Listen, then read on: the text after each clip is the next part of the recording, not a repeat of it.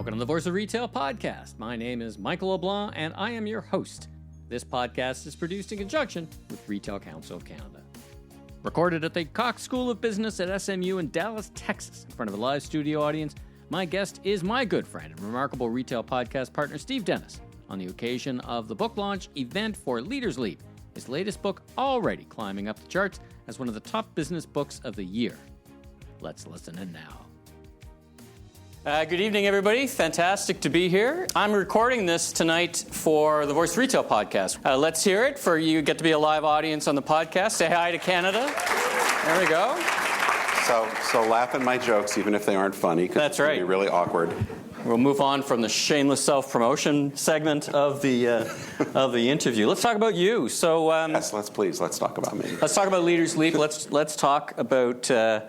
Your book is not a retail-focused book. It's much broader canvas than that. Yep. But you do start the book with a story from your past, from working at Sears, a parable, really. And it really does set the frame, not just for your thinking over the number of years since then, but also for the book in some way. So share that with us. Yeah, I'll try to make this brief. So a few of you know, particularly one person who worked with me at this time, which we'll come back to in a second. I started my retail career at Sears in 1991. At that time, Sears was the second biggest retailer on the planet. It had previously been the biggest retailer on the planet, but had lost that position a few years earlier to Walmart. And I had a bunch of different jobs there, but in 2001, I was named the head of corporate strategy. I often say that being the head of corporate strategy at Sears seems like a bit of an oxymoron in retrospect. But we had a new CEO, and our charge was to finally figure out how to save Sears and turn this around. So we've got this big project team together. We paid Bain & Company quite a lot of money to help us basically look at a whole range of potential options, things that were relatively incremental to things like blowing up the stores and turning them into home-focused. But it was a whole range of things. We had a tremendous amount of support from the board. We did competitive analysis, consumer research. I mean, this was a really, really big effort, and lasted, I think, about 18 months. And we were preparing the board, and we eventually got down to a more specific focus, and then we laid out this big plan. And several of us got the opportunity to present it to the board and asked for quite a lot of money and several years to put this thing into motion. And the board said yes. And so you're feeling pretty good. I was feeling pretty good. I was like, been working like crazy for 18 months. A bunch of other people been, there were a lot of people involved in this, and we were all ready to go. And the day after, I was sitting in my office, and this guy named John, who might happen to be in the audience today, who worked with me, and he'd been leading a lot of the competitor and customer analysis, and was also working on this new concept store we were going to open. It was just part of the agenda to get off the mall. And he came in, and he looked kind of sad. He's kind of a sad guy, to be honest, a lot of the time. So I just, there he is. Look at him. I mean, come on. So anyway. Much happier now. And so he came in, and he said, I said, what's up? And he said, it was great. We got this approval and everything, but I don't know. The more I've been thinking about it, what we got approval for is not it's not really a strategy to win. It's just a strategy to suck less. And because John is a very eloquent guy, and it just sort of dawned on me that he was right. Like we were closing gaps in our performance, and we were definitely moving ahead. But there was really nothing that we were going to do that was going to get us to leap ahead of the competition, or even in some cases really catch up, because of course competition wasn't standing still. You've sometimes described that as innovating to parity. Yeah, innovating, right. It was just, there was a lot of where we compared. I won't go too much if people are interested, we could talk about it offline, but there was a lot of saying, well, Kohl's has got us on convenience or on value or, private branding or whatever, and, we're a 5, they're a 9, if we can get to 9. Get to 7. Or, just close the gap, but it was really ultimately sort of backward thinking. So anyway, I mentioned that because I don't know if you've heard this, but things didn't turn out so well at Sears. If you're hearing this for the first time, I'm sure you're as shocked as many of us are. But anyway, so I had that experience, and I ultimately left not too long after that and came down to Neiman Marcus, which I call my journey from the outhouse to the penthouse. It was a very nice journey. And Neiman's, was a much more successful retailer, and so for a while I kind of was away from having to worry about that. But then when I went out on my own as a consultant and analyst and writing and speaking and all this kind of stuff, I just kept seeing these companies that, either got themselves into trouble and then they couldn't get out of their own way. And I think in retail, we've seen, just in town here, Blockbuster, Radio Shack, Pier 1, once, these incredibly dominant brands that, basically have been sleepwalking through this revolution that has gone on. It's this book, somewhat comes out of the Sears experience, but, even more so because of the pace of change. It comes out of what we've seen, this sort of constant struggle. And I keep coming back to this idea that, if the world has changed so much, because I think everybody agrees a lot has changed in the last 5, 10, 15 years. That's not a controversial opinion. But if the world has changed so much, why have you changed so little? How does this happen? And so that was kind of the exploration I wanted to go into with this book. The Sears story is not your only personal reflection in the book. We had a virtual launch on Monday, and one of our guests, Seth Godin, and Seth's author, you might know him, 20-some number of best-selling books. And he's a bit of a mentor for you from an author, a good friend as well. And he said something I thought was interesting, which was that he thought it was your least Harvard-like book. What do you think he meant by that? Well, he went to Stanford, so I think he was... so one of the things I wanted to do with this book, if any of you read Remarkable Retail, I'm proud of it. It's done well and everything, but it's a pretty academic approach. It's very argument driven. Here are a bunch of here's my hypothesis. Here's a bunch of analysis to support it, and so it's very argument driven with lots of support. And I think that can be useful. But with this book in particular, partially to challenge myself, and just because of how I was feeling in terms of what I wanted to do creatively, I also thought, well, I'm not sure the problem with leaders not transforming is that they don't know what to do. Most, I can tell you at Sears, when I first got there, we knew that Home Depot and Lowe's and Best Buy were stealing market share. We had tons of analysis. It wasn't mysterious. Several people, including I think John, worked on some models to predict market share losses and financial implications if we didn't do anything about it. So it wasn't like we weren't awake to. It wasn't a lack of talent or resources or these things. Really. And so if you think about, just to pick on, since many of you know, I pick on department stores a lot. department stores have lost market share every year, depending on whose numbers you believe, for 20 plus years. We've gone from 16% or 15% to 4 or 5. In the meantime, TJ Maxx, Ulta, all these companies. So I always throw out this fun fact. Ulta, most of you probably know Ulta. Ulta is worth, not to make it all about stock market value, but Ulta, which was 100 stores in 2005 or something, is now 1,500 stores or something.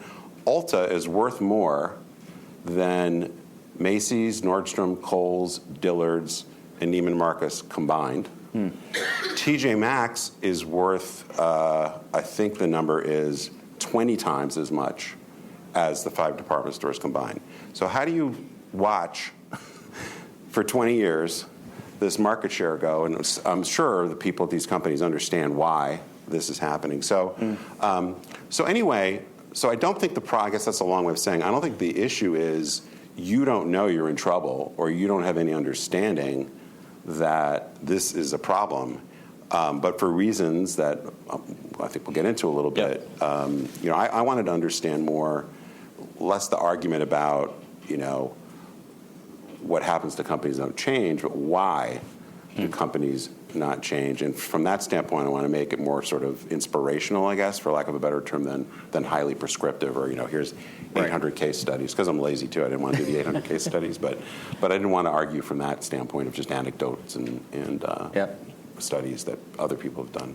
So reflecting on, really the genesis perhaps was Sears, but reflecting on everything you experienced after that, and even widening your aperture to other industries beyond retail, because as I said, your book isn't really strictly a retail book. You started to see a pattern forming, and you've developed kind of a model, let's call it. Yeah. So share that with us. Yeah, well, let me just quickly, so this isn't really the heart of the book, but I try to set things up. So one thing, if you're familiar with Remarkable Retail, one of the things that I started to see when I went out on my own is this idea that even very good is no longer good enough. If you go back, well, I'll talk a little bit more of it in a second, but it's just harder and harder to even get noticed in a world of abundant choice and just the noise. And so what I argue in Remarkable Retail is you have to be truly remarkable to break through the clutter and to engage with the customer and win. So that was one thing, I started working on 10 or 15 years ago. I've been speaking about, eventually ended up as Remarkable Retail.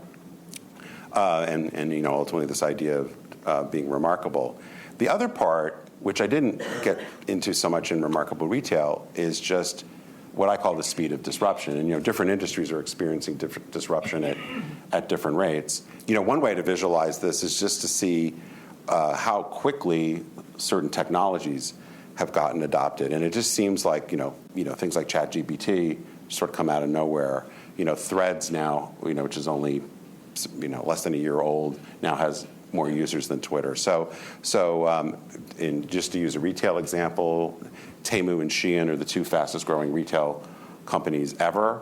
And in the history of retail. In the history of retail, and Temu's 20 months old or something, and Shein's a little bit older. But so we're just seeing this accelerating pace of change where it's more exponential in many cases than linear. So anyway, I put, and this is kind of a mashup of some other people's work, including Clayton Christensen's a while ago.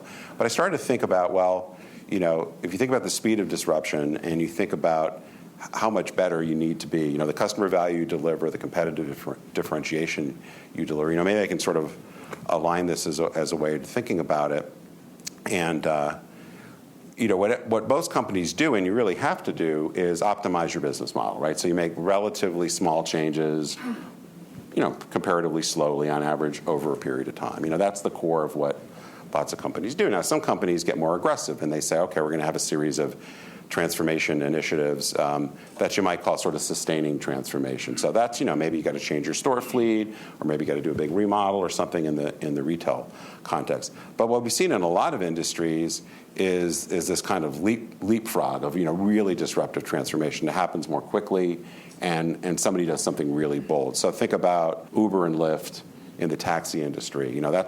Uber's not a better taxi. It's they're taking advantage of technology and a different business model to get people, right? Or Vrbo or Airbnb revolutionizing the lodging industry. So you can imagine that if you're a business that is doing mostly business model optimization, or even maybe something a little bit more aggressive, if you're in an industry where there are these competitors that, or just consumers or customers are demanding more and more, this gap can get to be quite large. And the thing that I worry about, and I think now as we look at, just again to kind of pick on department stores, they're so far behind, you have to wonder, is it even possible to catch up? Or even if you can come up with a plan, are investors going to go along with it? So this is the kind of thing I set out at the beginning of the problem. But then, the question is, okay, what do we do about it? So you coined the term, the curse of the timid transformation. In fact, you just published an article in HBR with that. Yeah. So maybe it's and you've been talking about the retail industry for a few minutes. Maybe you could set the frame as to how we got here. Yeah. For a couple of minutes, because there's lots of. It's a good framework to set. So let's get back to the curse of the timid transformation, and just take us back to 1995. How did we get here? Yeah, so this is the reference where I lose anybody who's much younger. So set the Wayback Machine, those of you probably know that, to 1995, just to pick, kind of pre-internet really, or pre-eCommerce. So just quickly, if you're anywhere close to my age, you will remember this. If you're younger, this is a short history lesson, so just hang in there. But basically, if you go back to the mid-90s, retail, like 98% of retail, involved the customer going to a physical store, so the other 2% is mail order catalog, basically, right? But you go to a physical store, and you in order to know really what they had, you had to go and see it, and maybe get some sales help or whatever to figure it out. But the competitive environment was basically whatever happened to be in your town. And so if you live in a small town, maybe your choices weren't so great, or you had to drive quite a long way. But the basis of competition was your location, your sales staff, your assortment planning, visual merchandising maybe, and then the competitive environment was the guy down the street or in the mall or what have you. Like that was the world. And then obviously, slowly at first, but then faster and faster, things really began to change. Largely at first by e-commerce, but then eventually, cloud computing and other things allowed for technology in particular to disrupt this. So, and you've often said that we're looking at Amazon. You often said that sometimes Amazon is blamed for these things, but really this transformation in retail started happening. Yeah, well, I often use this. I've been using this chart for a while because I think it's funny, but also because it's easiest to visualize this, I think, because we all know that Amazon was this tiny little company selling just books and CDs, and then then they got into consumer electronics and all these product categories, plus services, plus web, plus et cetera. So they're now 6% or so of all retail, but. So obviously e-commerce has been hugely important. Amazon's been incredibly disruptive. But just even going back to the example of the department stores, a lot of times Amazon gets blamed for the problems with the department store. Department stores were losing market share before Amazon even sold any of that merchandise. So it wasn't just e-commerce. And by the way, department stores can have websites, right? So it's not as if Amazon had something that nobody else could do. I mean, they obviously have a ton of advantages now. I'm not saying that's equivalent. Well, if you even think back to Sears, right, had a very robust catalog business, which was absolutely very much the infrastructure and precursor to. Well, even I think John may remember this number, but I think in like 2001, I think Sears online sales were bigger than Amazon's. There was a point. I mean, they moved obviously past pretty quickly, but Sears and Walmart and a bunch of companies had. Were pretty early adopters. Neiman Marcus had, I think, website in 1999. So, I mean, it wasn't as if websites didn't exist and there weren't big investments. But a lot of other things happened. Retail for a long time, and this is something I get into the book, and it's not just a retail phenomenon, is a lot of businesses were basically sort of what I would call peak of the bell curve businesses, a little bit everything for everybody. So, that's Walmart and that's, category killers. We're serving a wide, we may be focused on home improvement or appliances or whatever, or Bed Bath & Beyond, Toys R Us, these category specialists, but they were still selling a wide variety of assortments, and there were more destination stores. But we've really seen retail go from, these destination malls to closer to customers. And closer sometimes is on the phone, but closer is also all the neighborhood centers or power centers that is, where you find the Ultas, where you find the TJ Maxx's and so forth. So it's not just online and it's not just Amazon. There have been some really fundamental changes in most industries. So you've diagnosed the book, you've diagnosed the issue, and now let's turn our minds to the book. And it's this where you talk about mind leaps. Yeah. And you have this concept, and you have a framework for that. So let's talk about that. Okay, so one of the great quotes I have in the book is actually from Seth Godin, where he wrote this blog post a bunch of years ago. I really love it, which he asked the question, have you ever seen a timid trapeze artist? And the answer is no, because they either get fired or they get killed. And the rest of the quote is around how if you're really going to get to a better place, you've got to let go of the past. That's sort of the metaphor. And I think in a lot of cases where you see companies that engage in a timid transformation, so what I mean by that is companies say they're going to really change, and in many cases maybe they have a chief transformation officer, or they pay a bunch of money, not to insult any of the other consultants in the room, but we go into this big effort, we're going to have this revolutionary new strategy, and really what it is a slightly better version of what they're already doing. That it's not enough of a leap or a departure to really win back. If you're really struggling, a lot of that is winning back customers that you lost, or getting infrequent customers to shop more, or what have you. So I think there's an aspect of being willing to say, what got me here is probably not going to get me there, and in fact, it might actually get in the way, because if I keep going back to the same old ways I've done things, that may prevent me from seeing what I need to do. So for me, in exploring the kind of the core of the book, these mind leaps, is, well, what is it that keeps leaders and their teams stuck? And I think as much as there are strategy points, there are also more kind of personal characteristics or so forth. So I think that gets us to your leadership mind leaps. Yeah. So take us through these. Some of these are kind of, they feel very fundamental or foundational, and others kind of build upon that. But you got to start somewhere. Yeah. Start with number one, which is a pretty important one. It's very personal. Yeah. Well, so even before I get that, the reason why I mean, a lot of these are mental constructs in a way, so that's why it's mind leap. But it's also kind of like, well, to think about it, like, here's the way you probably operate today, and then here's a relatively significant different way of operating. And not all of these will apply to every company or every single leader. But one of the things I say leading up to this is, I think we have to take a hard look at ourselves sometimes. I know I share, this book is more personal than, that was, I guess, maybe what Seth meant too about it being less Harvard, was I talk more about some of my own experience and struggles and mistakes that I've made and hopefully have mostly learned from. And the first one is this idea of crushing your ego. And I'm just going to talk really quickly about each of those in the interest of time, but I think this is really pretty fundamental. And I don't just mean sort of obnoxious, narcissistic leaders. I mean, that's part of it. But I think there's been such a big shift from, at least when I was coming up through leadership, that is the leader, it's kind of command and control. You've got all the answers. Never let them see you sweat. Don't admit that you maybe don't know what's going on. And I think particularly in a world, I don't think that's a great way to be in general. But I think in a world that's changing really, really quickly, if you're not willing to bring more people into the equation, to say when you're struggling or say when you don't understand something, it's very hard. It's kind of like put your mask on first. You're not in a position to do some of the hard work that it takes to figure this stuff out. The second one, and this is, I'm a little bit more in this chapter kind of in your face, because I think there's just a ton of denial on the part of, I work with some clients, and sometimes I love my clients, at least the ones that pay me, and sometimes there's such, the reason I say open the aperture is there's such tunnel vision that, they're so used to doing things a certain way. And are you familiar with Clayton? I know a few of you probably are familiar with Clayton Christensen's book, The Innovator's Dilemma, which is from the 90s.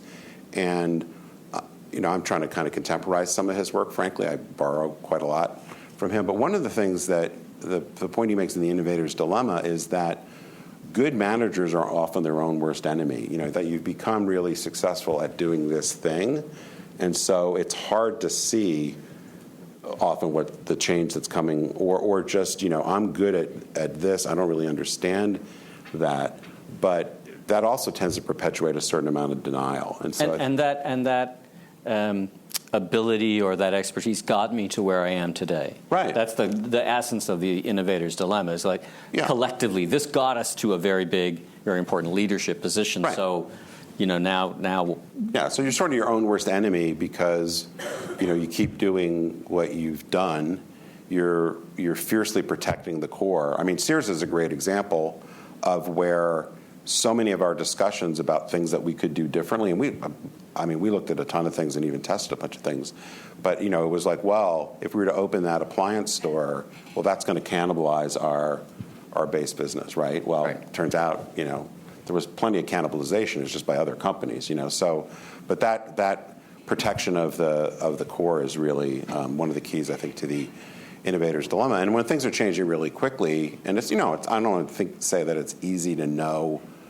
Like, I'm sure some of us, like when I was at Neiman Marcus, we had a project to try to figure out how to use MySpace and Second Life and all this kind of, right? And those turned out to be nothing. And a few years ago, Metaverse, right? And Clubhouse, whatever. Like, there are things that come quidzy. Like, there's lots of things that all of a sudden look, these are going to be the next big thing, and they turn out to be nothing. So it's not easy to figure out. But I think the more you do this work, the more you bring in other people with different perspectives, and you develop the capacity to discern, I guess, what's important. The third one. So these first two are more kind of personal characteristics. Then there are a couple that are really more strategic points that I think are worth thinking about. So generally, I believe that the era of really mass retail is over. Not that Amazon or Walmart or Costco are going to go away, but I think now it's so much harder to try to create a business that is that peak of the bell curve, a little bit of everything for everybody, unless you have enormous scale and scope.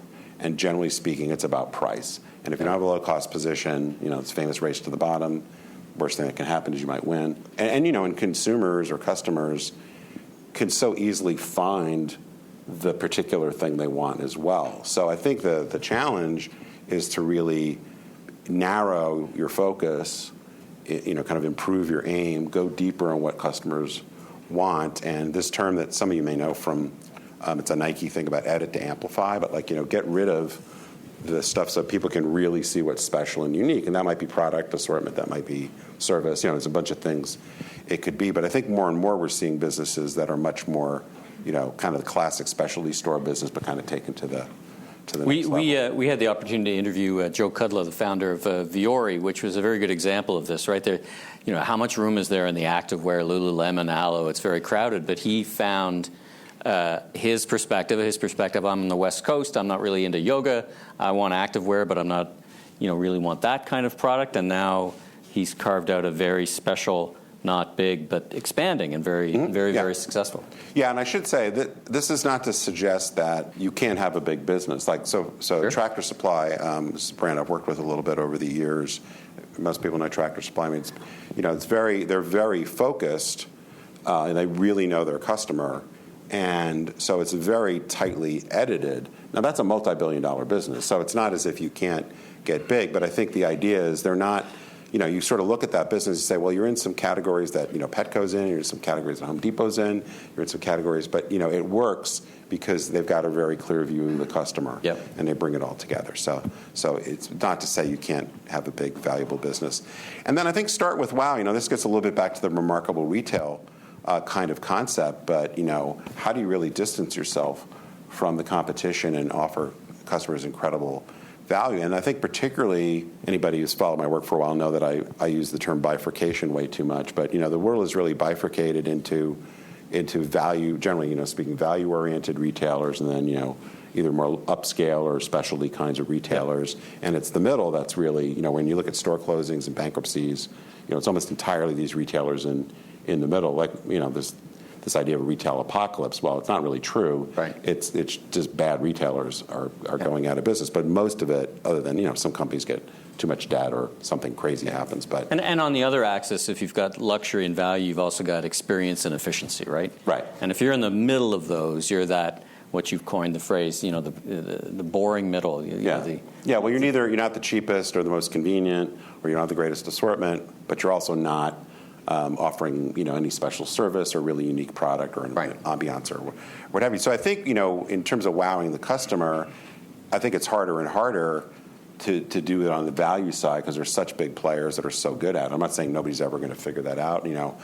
5 years ago I probably wouldn't have said there was any space in kind of the dollar store category, but now Five Below and Ollie's, and there are companies that have been able to find more than a niche. So I mean, Temu is an example that for sure. We can argue whether they've figured out how to do online at the dollar store level, or whether they've just figured out how to set a big pile of cash on fire. But I guess history will tell us that in a few years. A few companies like that. But start with wow again. So if you think about how 3 and 4 are related, special not big is to really narrow your focus and go deep. And start with wow is to find those 1, 2, 3 things that really take you to the next level. Then just quickly, 5, think radically is really about being willing to perhaps blow up, in some cases, what you're doing, or at least take a wrecking ball to it. But it's also about expanding the way you think about businesses. So in some cases, that might be as straightforward as we have products, but can we build more services and solutions around it, or a different kind of model. But just going back to say Uber, it's really being focused on the customer job to be done. Like, I want to get to this place. I don't necessarily have to. Well, actually, maybe a better example is Airbnb, Because, if you're Marriott or Hyatt and you think about, well, how do I have a better hotel? Well, maybe have a cooler bar or better beds, or, it's incremental instead of, well, why do we even have to have a hotel? Like, why, because they're constrained by the business model. So I think department stores, for example, I just love picking on department stores, I'm sorry. But department stores, it really hasn't been, other than maybe you could argue Market by Macy's, which was a good idea 20 years ago. I'm not sure it's such a good idea now. But nobody even tested, well, why really? Why do we have to be in a mall? Why do we have to be 2 stories? Like, why didn't, either do like an incredible destination store or get closer to the customer? And so in some cases, you just have to really, I think, rethink it. We'll talk about an example of that in a second. And this other one, this is what the HBR article was about, is this idea that incremental change or slow and steady is often the riskiest strategy of all. And we see that playing out, all the time. It's probably pretty obvious at this point. But I think, the hard thing as leaders, and I can say, I've struggled with this myself, is, there's all the, the spreadsheets and all the, we've got to have an ROI and business case before we do anything a lot of times, right? And that just tends to lead to slow, well, it may not even lead to progress, but, it's very slow. But in the meantime, your competition is leapfrogging ahead, or somebody like an Uber or whatever comes out of left field, and suddenly you're in trouble. It's that competing against companies who don't have an installed base, right? They have a fresh start, they have a fresh perspective, they don't have to worry about their existing. Yeah, it's very liberating, and it's not always so easy to do. Like, a lot of these things are for sure easier said than done. But hopefully there's a chapter on each of these in the book, and I try to tease these out more and give some examples. And then and one thing I should also mention about the form of the book just quickly is, because as you mentioned, this is not just a retail book. I think it's hard enough because, like, when I wrote Remarkable Retail, retail is such a huge industry with all these different component pieces. So it's hard to give advice that's going to work for the high-end specialty store, but also works for the the discount grocer or what. It's just so. This time my approach was to try to keep it a little bit more high level, but at the end of each chapter I have a bunch of questions, and I hope that is what kind of frames up the conversation, either for the reader, for yourself, or if you buy it for your whole management team or whatever, you can discuss these questions and try to make it more specific too. I found that part of the book particularly interesting because whether you're leading a transformation or you're trying to engage a transformation, how do you engage your fellow executives? And here's a copy of the book. But then let's ask ourselves some of these questions at the end of each chapter, and I think it opens up a really interesting narrative. Like, it's actually a very useful tool to enable, how do you get these mind leaps, and what does it actually mean in our business? Right, yeah, I hope so. And then the last one is just, I got a need for speed. Like, just, I think one of the quotes I have in the book is from Miguel Cervantes about, the problem is you think you have time. And, I think in a lot of cases, like, even, not to pick on Sears, but you could at least argue that 20 years ago, 25 years ago, because almost all retail was physical, it took, Starbucks a long time to go from a few stores. It took Home Depot a long time to build all these stores. Well, today, Temu, Shein, they're not, the rate determining factor is not, getting permits and designs and, however much capital we can amass to grow. So I think it's, it's quite scary, but I think it's also, culture of experimentation, just being able to be more agile rather than kind of these locked in ways that a lot of big companies anywhere tend to be run. So in the book, you both have a retail example and you open the aperture and you have a broader example outside of the retail industry about there's good news. People have and can do this. Share some of that with us. One of the things I've learned, and we probably all know, is that, as human beings, we're not that great at assessing risk. And I think the hard thing that I found is to try to really quantify the cost of inaction. And so I've worked with a couple management teams to really say, well, here's path A, path B, path C.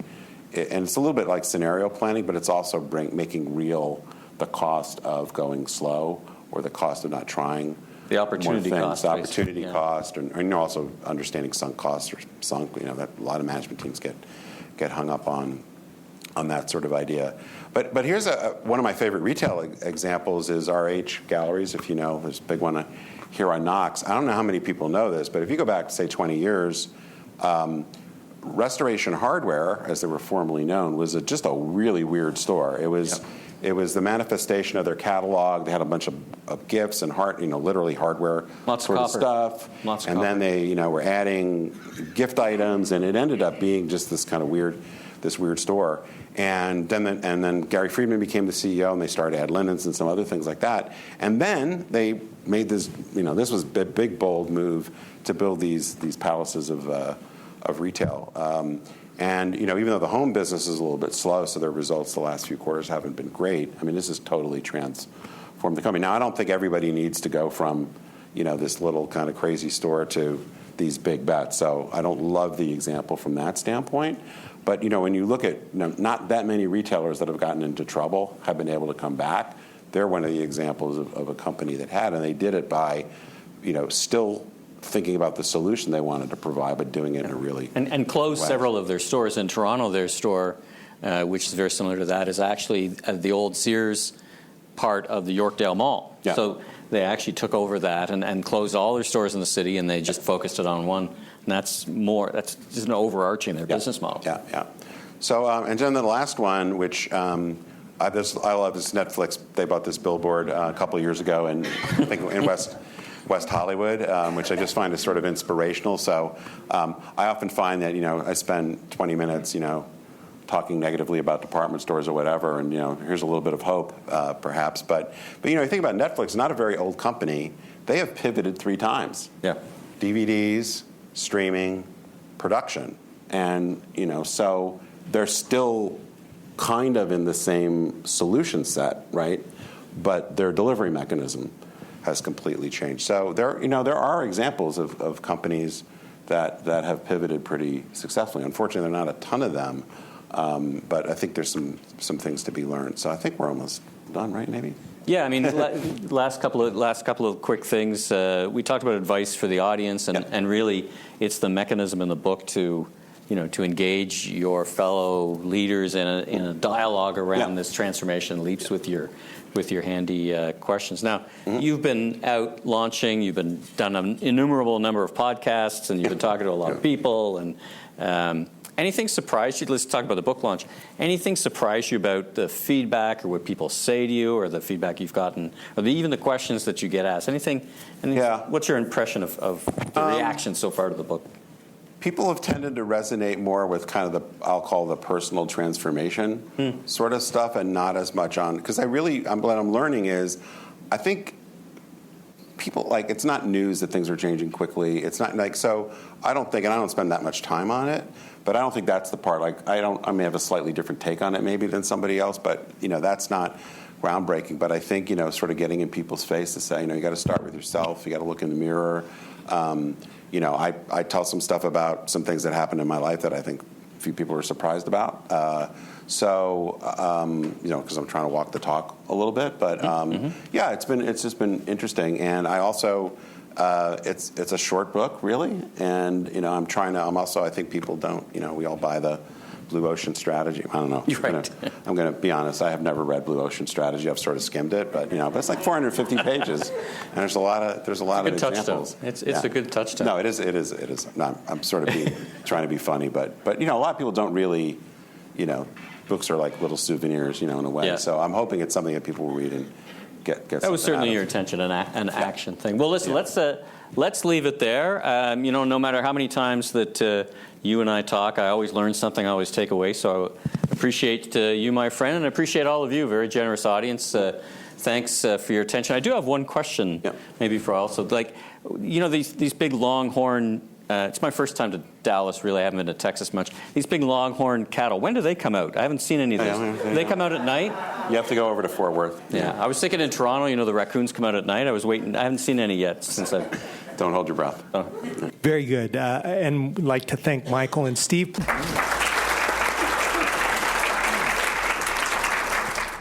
Thanks for tuning into this episode of The Voice of Retail. If you haven't already, follow on your favorite podcast platform so new episodes will land automatically each week. And be sure and check out my other retail industry media properties, the Remarkable Retail Podcast with Steve Dennis and the Global eCommerce Leaders Podcast. I'm your host, Michael LeBlanc, Senior Retail Advisor, keynote speaker, If you want more content or chat, follow me on LinkedIn. Safe travels, everyone.